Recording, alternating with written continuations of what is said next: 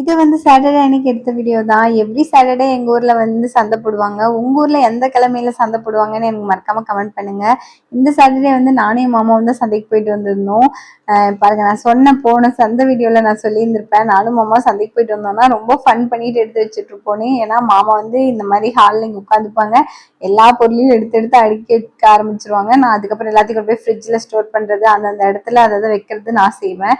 இந்த மாதிரி எல்லா காய்கறியும் கொட்டி எடுத்து வச்சுட்டு, வாங்க இது இத்தனை ரூபா, இது இத்தனை கிலோ அப்படின்னு மாமா வந்து கூவிட்டு இருப்பாங்க. நான் போய் ஏங்க இது 1 கிலோ கொடுங்க அந்த மாதிரி சொல்லி ஃபன் பண்ணி வாங்கிட்டு இருப்போம்.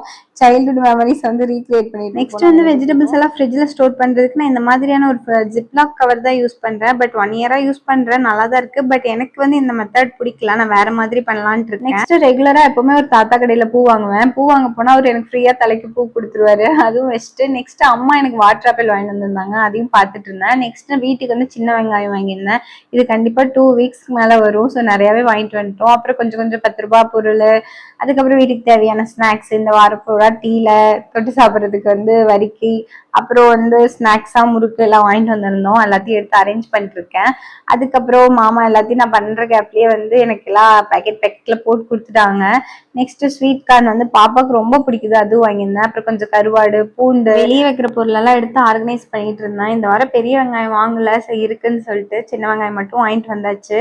நல்லா ஆற போட்டாச்சு. அதுக்கப்புறம் நாட்டுக்கோழி முட்டை பாப்பாக்காக வாங்கியிருந்தோம், அது. அப்புறம் மாமாக்காக காடை முட்டை எல்லாத்தையும் எடுத்து ஃப்ரிட்ஜில் வச்சாச்சு.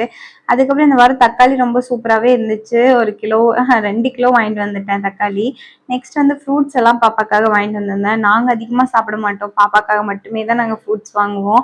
அதனால அவளுக்கு ஆப்பிள், மாதுளை, அப்புறம் கொய்யான்னு சொல்லி 3 விதமான பழம் வாங்கிட்டு. அப்புறம் அம்மாவும் வாட்டர் ஆப்பிள் வாங்கிட்டு வந்திருந்தாங்க. ஸோ அதெல்லாத்தையும் எடுத்து அரேஞ்ச் பண்ணிட்டேன். ஓகே கைஸ், நெக்ஸ்ட் ஒரு இன்ட்ரெஸ்டிங்கான வீடியோஸில் உங்களை பார்க்குறேன்.